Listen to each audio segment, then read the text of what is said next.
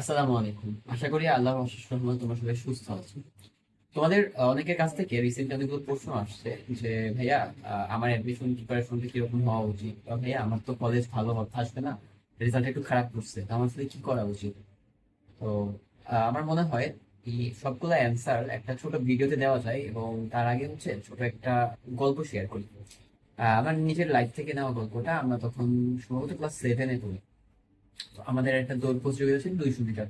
তো আমাদের সাথে একটা ছেলে, সে একটু মোটা সোটা, একটু গোলুমোলু টাইপের একটা ছেলে, আমার ফ্রেন্ড আর কি। তো আমরা যখন দৌড় দেই 200 মিটার ট্র্যাকে, আমরা সবাই 200 মিটার কভার করি। 200 মিটার কভার করে আমাদের ওই টপ 10 বাছাই করে স্যাররা নাম নিয়ে নেয়। তখনও ও 100 মিটারে ছিল। তো সবাই হচ্ছে ওকে নিয়ে একটু হাসি তামাশা করতেছে, ওই বয়সে যেটা হয় আর। বাট ও না, ওইখান থেকে পালায়া যায় নাই, বা ও পিছন দিকে চলে যায় নাই। ও কি করছে, ও ঠিকই ওই 200 মিটার কভার করছে। 200 মিটার কভার করার পরেও আমাদের পাশ কাটিয়ে সরাসরি গেট থেকে বের হয়ে গেছে। হ্যাঁ, এখানে তোমাদের কি মনে হয় যে একটু জোকার টাইপের না ছেলেটা, যে হাসাহাসি করতেছে? বাট এখন রিয়েলাইজ করতেছি অ্যাকচুয়াল জোকারটা আসলে আমরা ছিলাম। And আমরা ওকে উৎসাহ না দিয়ে, যেটা ওর অনুকূলে ছিল না, ওই ওর ওই স্বাস্থ্য নিয়ে, একটা আনফিট স্বাস্থ্যে 200 মিটার কভার করা তাড়াতাড়ি, তার মধ্যে আবার সময়ের সাথে, ও যে 200 মিটার কভার করছে, এটা কিন্তু একটা অনেক বড় চ্যালেঞ্জ ছিল। মানে ওর যে বডি স্ট্রাকচার ছিল। এখন তুমি একটা জিনিস খেয়াল করো, আমরা সবাই হাসছি, আমরা পাত্তা দিইনি, কিন্তু ও কিন্তু এটাকে প্রতিবন্ধকতা হিসেবে নেয়নি। ও চারপাশের দিকে তাকায়নি। ও জাস্ট টার্গেট নিচ্ছে। ওর আজকের টার্গেট ওই 200 মিটার কভার করা, এন্ড ও ফাইনালি 200 মিটার কভার করছে। এরপর কি হয়েছে গেস করো একটু। এই আনফিট ছেলেটাই ক্লাস 7-এ যে 200 মিটার কভার করতে পারে নাই, সে এই জুলাই আন্দোলনে এসে জাহাঙ্গীরনগর বিশ্ববিদ্যালয় থেকে গণভবন পর্যন্ত হেঁটে গেছে।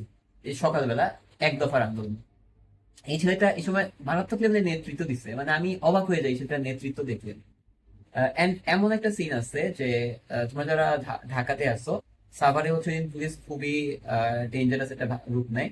তারা হচ্ছে স্নাইপার শুট করতেছিল। তো ও হচ্ছে আহ, তোমার ওই যে আইল্যান্ড গুলো আছে, আইল্যান্ডের পাশে স্ট্রেট হয়ে শুনেছিল, এবং ওর মা কল দেয়। তখন ও বলে, মা, যদি বেঁচে থাকি তাহলে কথা হবে, আর যদি খুঁজে না পাও তাহলে মনে রেখো তোমার ছেলে শহীদ হয়েছে। একটা আনফিট ছেলে, সে হচ্ছে পরবর্তীতে একটা আন্দোলনের নেতৃত্ব দিচ্ছে এবং নিজেকে সেই পরিমাণ ফিট করে তুলছে। ওর হাতে যেটা ছিল, ওই যে 200 মিটার কভার করা, আজকে ছোট টার্গেটটা, বা আশপাশে কি কিছু না তাকানো, আমার লক্ষ্য যেটা সেই দিকে আগানো, ও কিন্তু সেটা করছে। এই গল্পটা এই জন্যই মেনলি বলা। তোমরা অনেকে অ্যাডমিশন দিছো এখন, সরি, অ্যাডমিশন দাও, তোমরা এইচএসসি পরীক্ষা দিছো। তো এইচএসসি পরীক্ষা দেওয়ার রেজাল্টটা কিন্তু এখনো হয়নি। এখন তোমার ক্লাসের সব থেকে ভালো পরীক্ষা দেওয়া ছেলেটা হচ্ছে ক্যাটাগরিতে আছে, তুমিও সেম ক্যাটাগরিতে আছো ভাইয়া। বাট তোমার কি মনে হচ্ছে আমার পরীক্ষা খারাপ হচ্ছে, আমার ক্লাস আসবে না, আমি ইঞ্জিনিয়ারিং প্রিপারেশন দিব না, আমি অ্যাডমিশনে ভার্সিটি প্রিপারেশন দিব না, বা আমি এবার বসবোই না? আচ্ছা, এইচএসসি রেজাল্টটা তো এখনো দেয় নাই, তোমার হাতে কি আছে? তোমার হাতে আছে সময়। যেখানে আল্লাহ তাআলা স্বয়ং হচ্ছে কোরআনে সময় শপথ কাটছে। তুমি কেন সেই সময়টাকে অপচয় করবে বলো তো? হীনমন্যতে যাওয়ার তো কিছু নাই এখানে, এখানে প্রিপারেশনে কিছু নাই। তোমার হাতে না এইচএসসির খাতা আছে, তোমার হাতে না মানে নাম্বার দেওয়ার মতো অবস্থায় আছে। তোমার গ্রেড যা আছে ভাগ্যে হবে তোমার। তুমি যতটুকু দেওয়া, নিজের সর্বোচ্চ দিয়ে তো পরীক্ষাটা দিচ্ছ।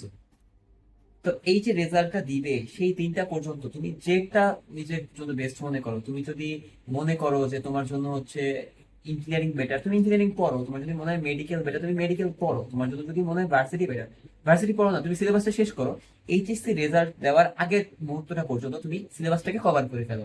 দেন যখন তোমার রেজাল্টটা দিবে, তারপর তুমি হচ্ছে নিজেকে আলাদা করে সেক্টরাইজ করো, তুমি কোন দিকে যাবা, তুমি এই দিকে যাবা না ওই দিকে যাবা, তখন তুমি ওই রেজাল্টের উপরে ডিপেন্ড করো। ঠিক আছে? তো সময়টাকে ভাইয়া অপচয় করো না। তোমাদের অ্যাডমিশনটা খুবই ক্রুশাল একটা টাইম। তোমাদের যদি অ্যাডমিশন আরো কোনো মানে কিছু জানতে ইচ্ছে করে আমাকে মেসেজ করতে পারো, ভাইয়া নিজের সর্বোচ্চ দেওয়ার চেষ্টা করবো। যেহেতু এই ফেজটাকে আমি পার করে আসছি, প্লাস হচ্ছে দুইটা ব্যাচে আমার হাত ধরে এই অ্যাডমিশন ফেজ পারও করছে, 24-25, এবার তোমরা 26। আর এসএসসি যারা আছো, তোমরা বলতেছো আমার রেজাল্ট খারাপ হয়েছে, ভাইয়া আমার ভালো কলেজ আসবে না।